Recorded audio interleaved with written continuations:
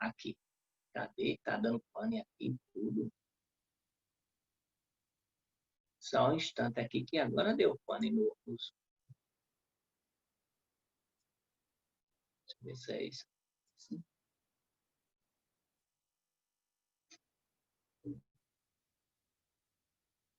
Meu Deus, cadê o slide? O slide está aparecendo aí para vocês? E para mim aqui não está, não. Pronto, só um minutinho. Deixa eu desligar ele aqui e vou ligar novamente. Tá tudo preto, é. Deixa eu ver aqui. Deve ser esse negócio aberto aqui. Espere só um instantezinho, certo? Eu vou fechar aqui o que tem que fechar. Vou ver se agora vai. Ah, agora vai. É que enfim. É que tinha muita coisa aberta aqui. Aí, olha, então nós vamos estudar hoje sobre os gêneros textuais e os tipos textuais. É uma coisa fácil, certo? Que vocês do terceiro ano têm que estar sabendo. É um conteúdo de redação. Esse conteúdo a gente vai estar trabalhando para a gente pegar e fazer a prova do terceiro bimestre. Viu? É um assunto do terceiro bimestre. Então, olha, gêneros textuais, eles também são chamados de gêneros do discurso, ou gênero dos textos, certo? Gêneros do discurso. Sempre tem assim.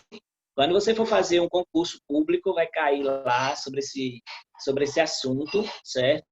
E vocês vão pegar e vão se deparar com eles. E, claro, que se vocês estão sabendo, vão aprender agora, vocês vão pegar e vão se sair bem nas provas que tiver, seja a prova do Enem, seja concurso público, certo? Então, olha, e os tipos textuais. Deixa eu só colocar aqui o slide. Aí, opa. Olha, quando a gente está numa conversa, certo? Quando a gente está em grupos, né, dependendo do local onde a gente esteja, dentro do contexto onde a gente esteja, nós temos um tipo de comunicação. Uma conversa com um amiguinho, uma amiguinha, é diferente de uma conversa de você estar numa palestra, dando seminário, certo? Eu suponho que todo mundo já tenha feito seminário aqui, e aí a pessoa pega e vai apresentar o seminário. O seminário você não apresenta com gíria, né?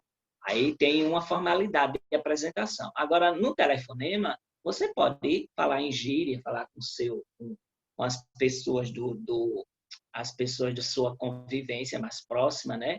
Então, imagine se a Raíssa fosse convidada a se apresentar junto ao presidente da República.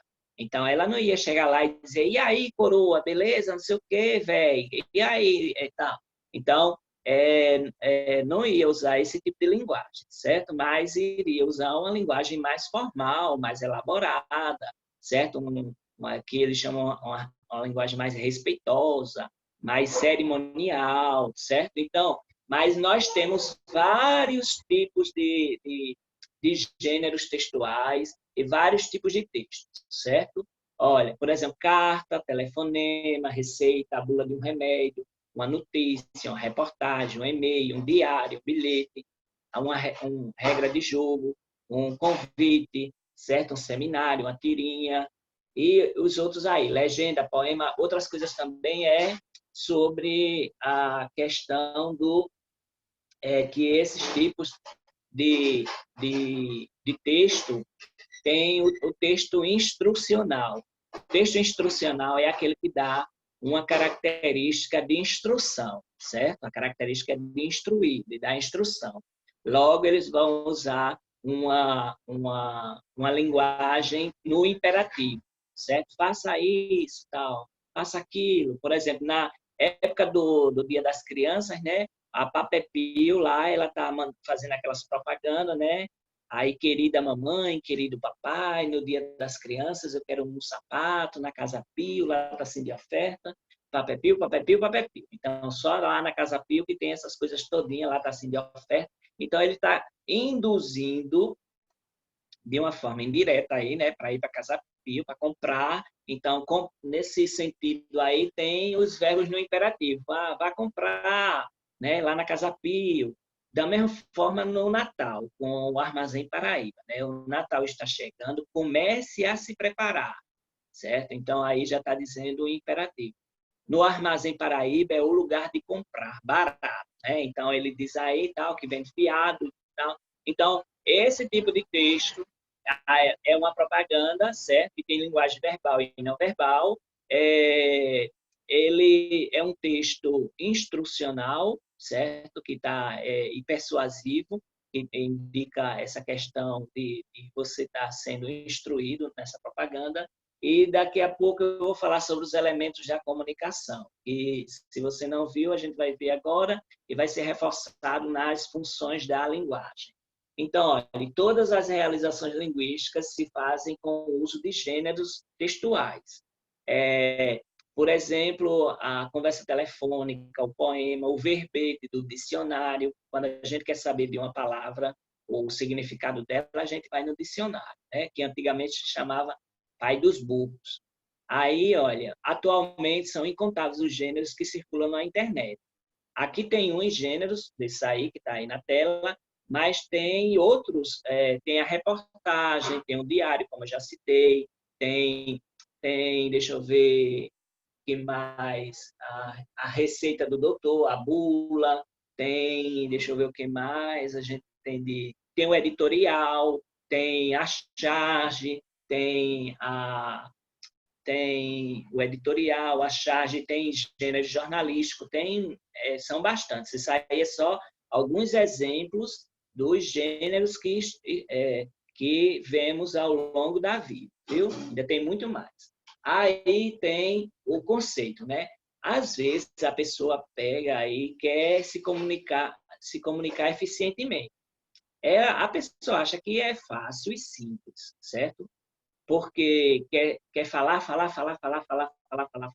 certo? E a gente vê isso também nas reportagens e nos debates. Lembrar que para se comunicar eficientemente não é algo tão fácil assim. Nós devemos organizar as frases, certo? Organizar os textos e fazer com que as pessoas elas possam compreender o que a gente está falando. E aí se dá o processo de comunicação. É aqui que eu vou falar para vocês sobre os elementos da comunicação. Os elementos da comunicação são 6. Existe o emissor, que ele manda uma mensagem para o receptor, certo? O receptor. Do receptor se tem uma mensagem, que eu já falei, se tem um canal, se tem um código, e se tem aí um referente. Aí eu vou explicar cada um deles, certo? O emissor é aquele que vai emitir a mensagem para um receptor. É aquele que recebe a mensagem. Por exemplo, entre eu e vocês aqui, eu sou o emissor e vocês são os receptores. Eu estou falando a mensagem, eu estou usando o canal, ou seja, eu estou usando a fala com a escrita, ou pode ser um ou outro, pode ser os dois, certo? O canal pode ser tanto a fala quanto a escrita. E o código é a língua portuguesa, certo? O código que eu estou usando aqui é a língua portuguesa. E o referente é o assunto que eu estou falando. No caso, eu estou falando sobre os gêneros e tipos textuais. Então, nós temos aqui o gênero, os elementos da comunicação, que se faltar um deles, não há comunicação. Por exemplo, deixa eu perguntar aqui, deixa eu ver aqui uma pessoa, só um minuto. Aqui. Pode falar no chat para mim, eu vou perguntar aqui, viu? André, tu sabe a linguagem dos sinais? André, você sabe a linguagem dos sinais?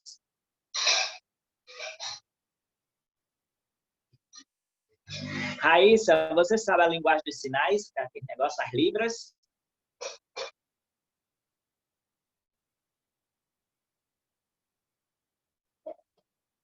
Pronto, então, Raíssa aqui. Raíssa participa. Vamos lá. Aí eu acho que André está escutando, mas está tímido, não quer falar. Aí, olha só, Raíssa. Vou pegar a Raíssa como exemplo, certo? Então, Raíssa, ela não sabe nada de Libras, certo? Da linguagem de sinais.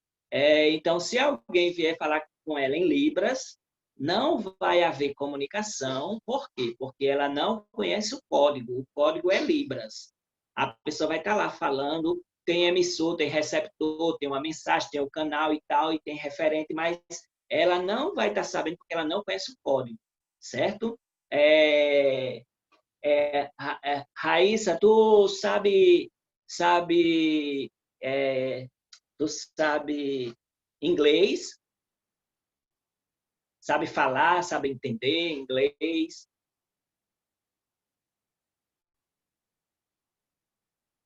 Mais ou menos. Então, quando a pessoa vem falar em inglês para você, que é o código, aí você tenta decifrar aquelas mensagens, então tenta entender e geralmente acontece a comunicação, certo? Mas quando você não sabe aquele código, aí não tem comunicação. Então esses são os 6 elementos da comunicação, certo? A gente vai ver ele nas funções da linguagem, que é no próximo conteúdo que a gente vai ver. Então, continuando aqui, nós temos o restante do slide aqui, que justamente a língua, é, a comunicação ela é dinâmica, ela parece ser fácil, ela tem que ser simples, né, para ser mais organizada e a pessoa entender como é a construção da frase, para a pessoa ter um entendimento do que a outra pessoa está falando, viu?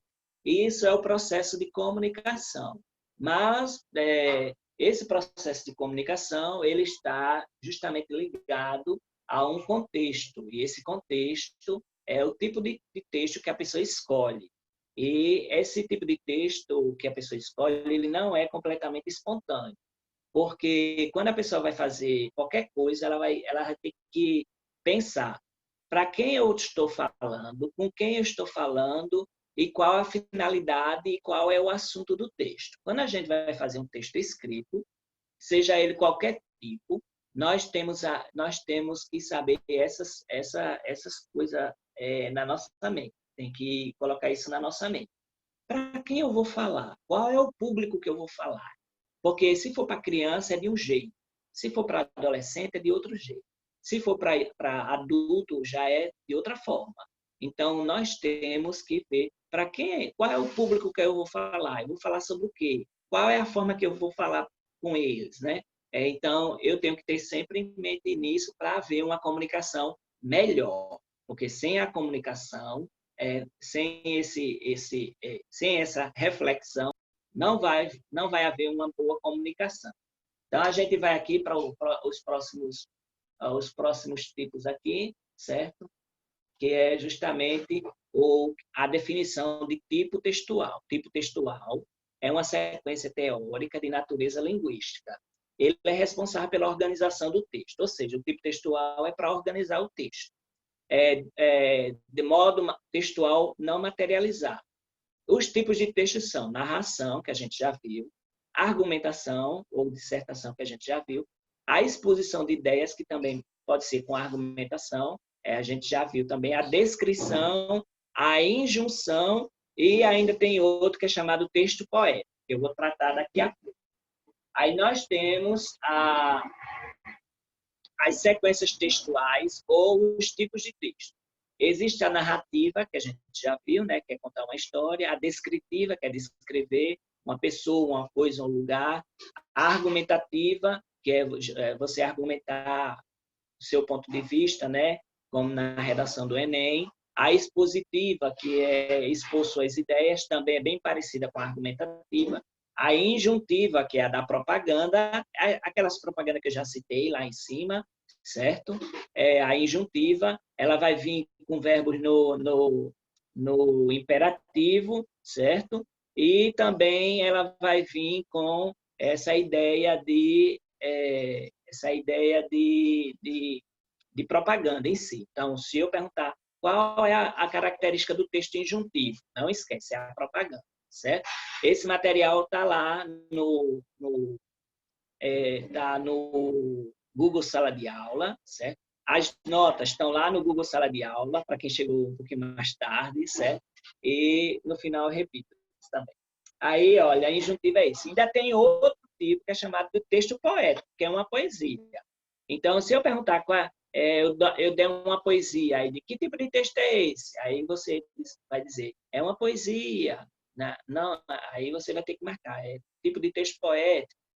Se eu der uma propaganda, aí você vai dizer tipo de texto injuntivo, viu? Isso já é a dica para as avaliações. Raíssa, você gostaria de ler isso aqui para mim, por favor?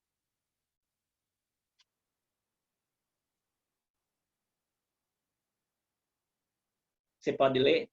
Ah, tá, beleza. Emanuel, você gostaria de ler para mim, por favor?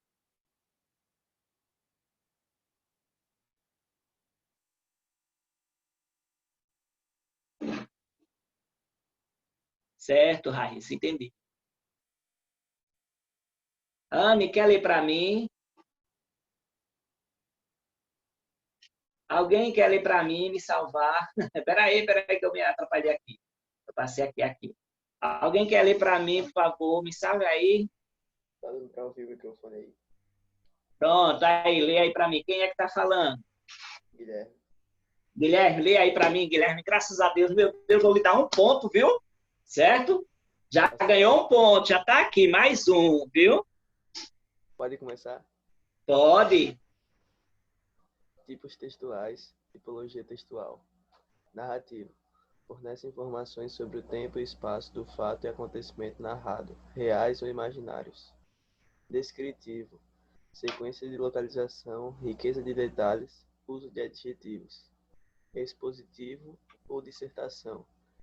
Analítico. Limita-se a apresentar e expor determinada situação. Argumentativo. Defende um ponto de vista e tenta convencer e persuadir o receptor. Injuntivo ou instrutivo. Sequências imperativas, sugere ações, faz imposições, exigências. Então, obrigado, Guilherme. Obrigado, Raíssa. Viu aí? Hoje já tem ponto extra, viu? Vocês querem Valeu. no segundo bimestre ou querem no terceiro? Se for no segundo, ainda dá para ainda ajeitar. Não, pode botar no terceiro. Beleza, então. Já tem ponto extra, viu? Tá bom. Aí, quem for participando assim, ganha ponto extra. Aí, vamos lá. Então, olha, os tipos textuais são esses aqui, que a gente já viu, né?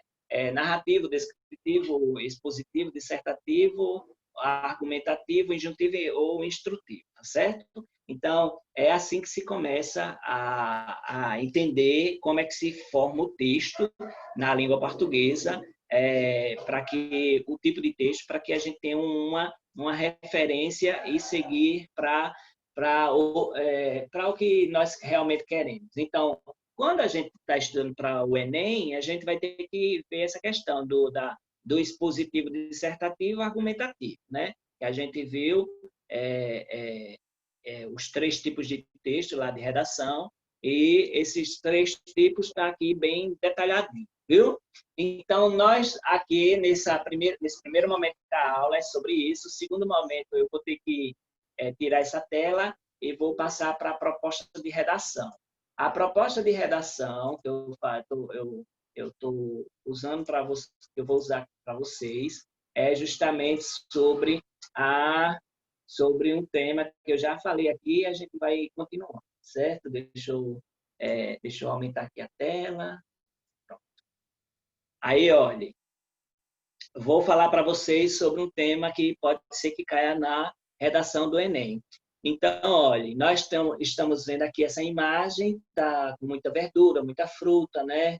Tem pimenta, tem cenoura, tem vagem, tem alho, tem repolho, tem tomate, tem tudo isso aí, vai coisar aí embaixo.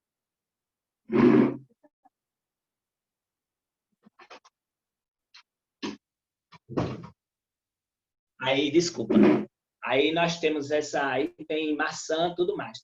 Todo mundo sabe que para ter uma alimentação saudável é preciso comer verduras e frutas, certo? E legumes também. Aí nós temos no próximo slide alguns nomes relacionados com a nossa temática, certo? Pesticidas, substâncias químicas sintéticas, produtos fitofarmacêuticos, veneno, defensivo agrícola, biocida, insumos químicos sintéticos. Então, tudo isso aí são sinônimos para a nossa temática, que é justamente sobre agrotóxico. Então, essa temática de o uso de agrotóxico no Brasil, certo? Você pode pegar e fazer, quando você for fazer sua redação, que eu vou dar uma proposta de redação para sexta-feira, aí você vai fazer, tira uma foto e posta lá no Google Sala de Aula.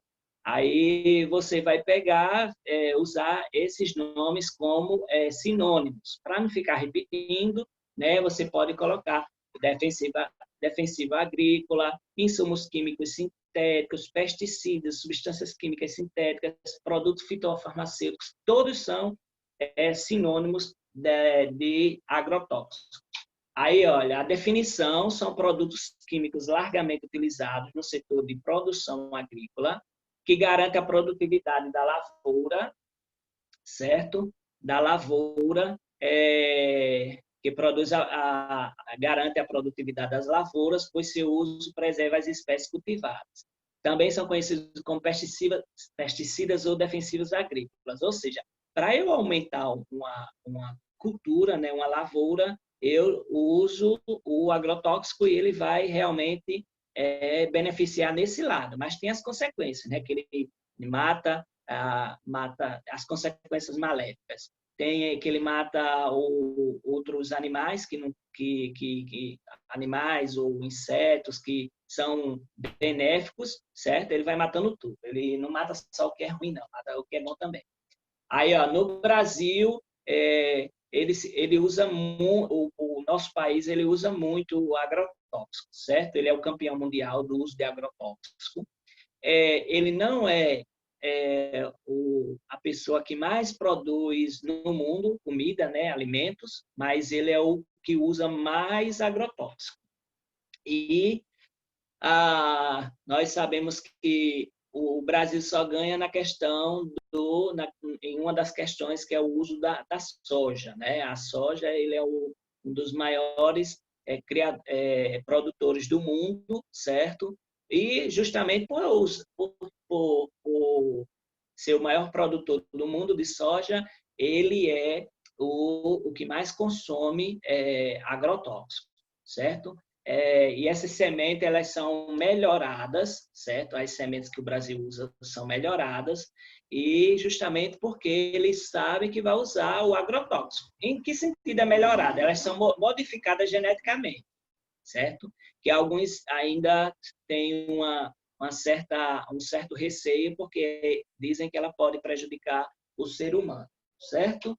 Aí, olha, alguns dados que são importantes para a nossa redação. O Brasil ele vai consumir cerca de 20% de produção mundial de agrotóxicos, certo? Então, imagina, do mundo todinho, o Brasil ele consome muito mesmo. Mais de 50% dos agrotóxicos são para a plantação de soja, como a gente já viu. O que nós temos de hectares, como 30 milhões de plantação da soja, é do tamanho da Alemanha, certo? O tamanho do país da Alemanha é o tamanho da nossa plantação de soja. E o uso de agrotóxicos nas plantações tem mais ou menos 100 anos. As outras culturas, né, da forma de produção de alimentos, elas têm muito, desde que o homem se entendeu por pessoa, né, desde a formação do homem, que o homem entende de agricultura. Mas essa questão de uso de agrotóxicos faz 100 anos, certo? Faz mais ou menos 100 anos. Então, é uma situação muito, muito nova. Em 2019, foram autorizados mais de 450 novos agrotóxicos, certos? Alguns proibidos pela União Europeia. Então, esses produtos que têm esses agrotóxicos, eles não entram na União Europeia. Eles não são exportados para lá, certo? Isso foi em 2019, o ano passado. Então, imagine aí, mais 450 novos tipos de agrotóxicos no Brasil. Ele está relacionado, o uso do agrotóxico está relacionado com o modelo de cultura implantado no país desde a colonização, que é aquela monocultura para exportação de matéria-prima. Ou seja, se você vai daqui para Recife, você só vai ver cana-de-açúcar. Isso é uma monocultura, certo? Então, o Brasil, ele foi, desde a colonização, sempre foi assim, com monoculturas para exportação de matéria-prima, certo? Então, o agrotóxico, o uso do agrotóxico está sendo relacionado a isso. O que é que ele causa? Ele causa doenças crônicas modernas, como câncer, como problema de pulmão e outras coisas. O sistema de abastecimento, né, a Companhia de Abastecimento de Água de Santa Catarina, viu que nas localidades onde se usa muito agrotóxico, a água de lá também é contaminada, viu? É contaminada. Então, quando a pessoa vai fazer os testes, esses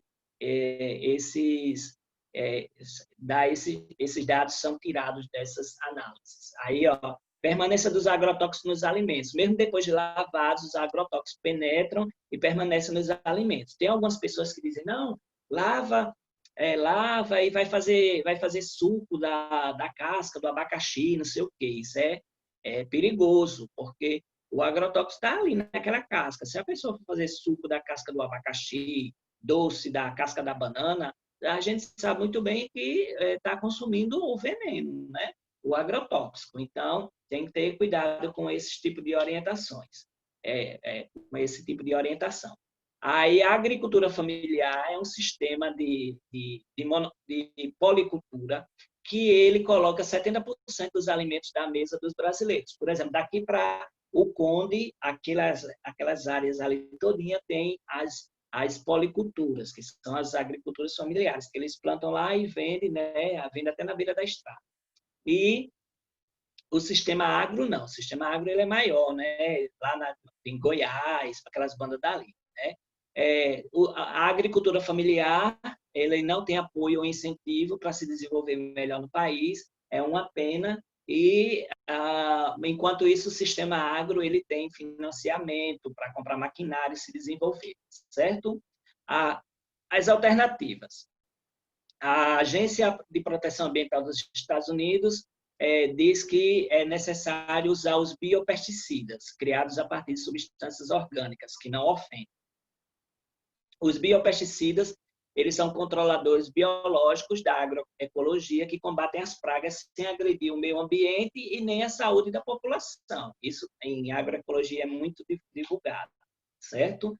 Aqui na Paraíba, aí perto do Valentina, tem a Emater, ou Empaer, que é da Embrapa. Ele vai ter o objetivo de trazer o desenvolvimento sustentável da agricultura do nosso estado e também no sentido de melhorar as sementes. Ou seja, por exemplo, a mangaba, que tem um óleo, tem um leite, aí lá na Emater, na Empaer, eles fizeram modificações, melhoraram a semente e tiraram aquele leite da mangaba, certo? Aí a agroecologia, ela é uma forma de agricultura sustentável que busca superar os danos causados pelo modelo predominante, né, a biodiversidade, que é esse de monocultura. Ela também tem como objetivo o uso de adubação orgânica, a proteção do solo. Tudo isso faz com que a planta tenha resistência a insetos e criar os policultivos e manter a biodiversidade, certo? Criar os policultivos várias culturas, macaxeira, inhame, tudo diferente, né? Não só uma, certo?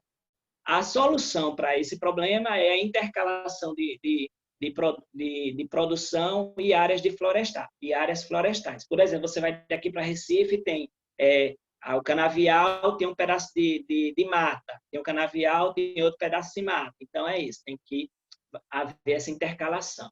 Além disso, tem a adubação orgânica, os policultivos, a assistência técnica deve ser melhorada para o sistema agroecológico e o crédito para maquinário, certo? Então, essa aqui é a temática da nossa redação. certo? Eu vou passar a proposta para vocês lá no Google Sala de Aula, aí vocês façam a redação, poste lá no Google Sala de Aula, que está valendo a pontuação, certo?